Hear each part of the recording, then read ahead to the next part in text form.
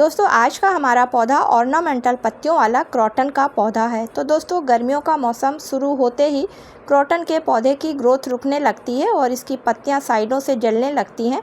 साथ ही साथ जो नई पत्तियां निकलती हैं वो काफ़ी छोटी साइज में होती हैं और टेढ़ी मेढ़ी निकलती हैं। तो आज के वीडियो में मैं आप लोगों के साथ में शेयर करूंगी कि क्रोटन के पौधे की गर्मी में किस तरीके से देखभाल करनी चाहिए तथा क्रोटन के पौधे से अच्छी ग्रोथ लेने के लिए कौन सी ऑर्गेनिक फर्टिलाइज़र का गर्मियों में इस्तेमाल करना चाहिए। तो चलिए फिर आगे वीडियो में देखते हैं। नमस्कार दोस्तों, आप सभी का अपने चैनल पर एक बार फिर से स्वागत है। तो चलिए दोस्तों वीडियो की शुरुआत करती हूँ। फ्रेंड्स, क्रोटन का पौधा सबसे अच्छा और खूबसूरत हाउस प्लांट में एक पौधा माना गया है।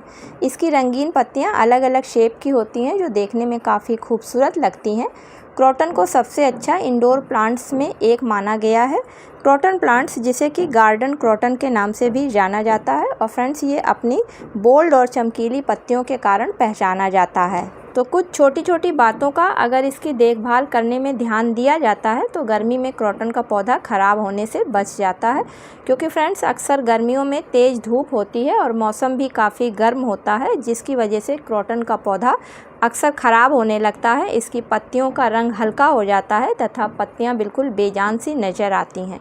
तो पौधे को बेजान होने से किस तरीके से हम बचा सकते हैं, चलिए आगे देखते हैं।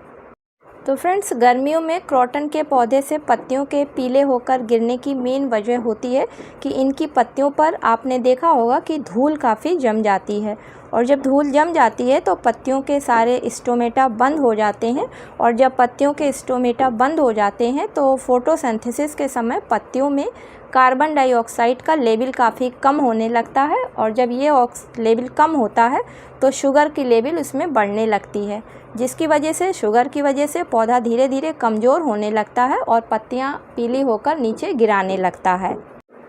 इसलिए आप पौधे की पत्तियों को बराबर पानी के स्प्रे से साफ़ करते रहें, तो इससे आपके पौधे की पत्तियां चमकदार बनी रहेंगी। दूसरी चीज़, क्रोटन का पौधा पूरी तरीके से फ्रेंड्स इंडोर प्लांट्स में नहीं आता है, इसे धूप की भी ज़रूरत पड़ती है। इसलिए गर्मियों के मौसम में आप इसे अगर लॉन में रखे हैं तो किसी बड़े पेड़ के नीचे रख दें या फिर आप बालकनी में या टेरेस में ऐसी जगह रखें जहां पे इनके ऊपर डायरेक्ट धूप ना पड़ती हो, क्योंकि गर्मी के मौसम में अगर खुले में आप अपने क्रोटन के पौधे को रखेंगे तो इनकी पत्तियां जलने लगती हैं और पौधा ख़राब होने लगता है, क्योंकि क्रोटन की पत्तियां 30 डिग्री सेल्सियस के ऊपर टेम्परेचर जाने पर किनारे की तरफ से जलने लगती हैं। साथ में अपने पत्तियों का रंग भी खोना ये शुरू कर देती हैं। इसी वजह से गर्मियों में आपने देखा होगा कि क्रोटन की पत्तियों का कलर काफ़ी डल हो जाता है। तीसरी चीज़, गर्मी में क्रोटन के पौधे को ख़राब होने से बचाने के लिए इसकी मिट्टी में हमेशा नमी बनाकर रखें। मिट्टी को बिल्कुल भी सूखने ना दें, क्योंकि गर्मी के मौसम में मिट्टी बहुत जल्दी सूख जाती है, जिसके कारण क्रोटन की पत्तियां आपने देखी होंगी कि काफ़ी डल सी हो जाती हैं। तो फ्रेंड्स इनकी पत्तियों को पानी की ज़रूरत है, तो आप उसको इस तरीके से पहचानें। अगर आपके पौधे की पत्तियां नीचे की तरफ थोड़ी सी झुकी हुई हैं तो आप समझ लीजिए कि आपके पौधे को पानी की ज़रूरत है, तो आप अपने पौधे को तुरंत पानी दे दें। पानी देते समय इस चीज़ का ध्यान रखें कि क्रोटन के पौधे में ओवर वाटरिंग नहीं होनी चाहिए, क्योंकि फ्रेंड्स ओवर वाटरिंग से क्रोटन के पौधे की जड़ें सड़ने लगती हैं और पौधा ख़राब हो जाता है। चलिए फ्रेंड्स अब बात कर लेते हैं कि क्रोटन के पौधे को गर्मी के सीज़न में कौन सी फर्टिलाइज़र देनी चाहिए तथा किस तरीके से देनी चाहिए। तो क्रोटन के पौधे को अपनी रंग बिरंगी पत्तियों की खूबसूरती बनाए रखने के लिए महीने में एक बार कोई भी अच्छी लिक्विड फर्टिलाइज़र की ज़रूरत पड़ती है।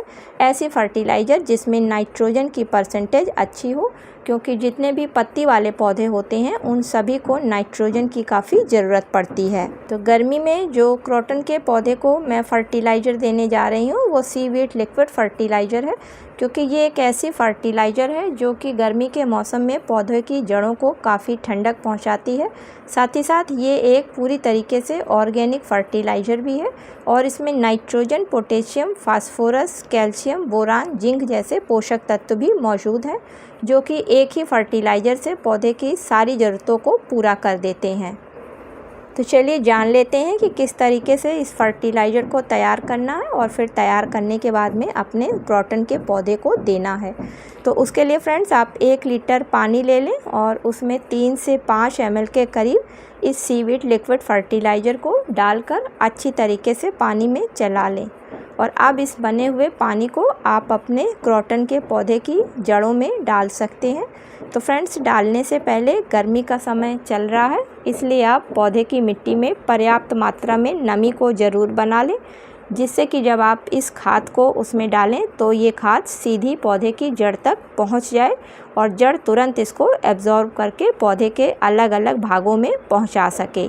गर्मी के मौसम में किसी भी पौधे को लिक्विड फर्टिलाइज़र देने से पहले पौधे की मिट्टी में अच्छी तरीके से नमी को बनाना ज़रूरी होता है, क्योंकि अगर नमी नहीं होगी और मिट्टी सूखी हुई होगी तो जो हम फर्टिलाइज़र देंगे वो पौधे की जड़ों तक नहीं पहुंच पाएगी और ऊपरी ही लेयर पर वो मिट्टी में सूख जाएगी।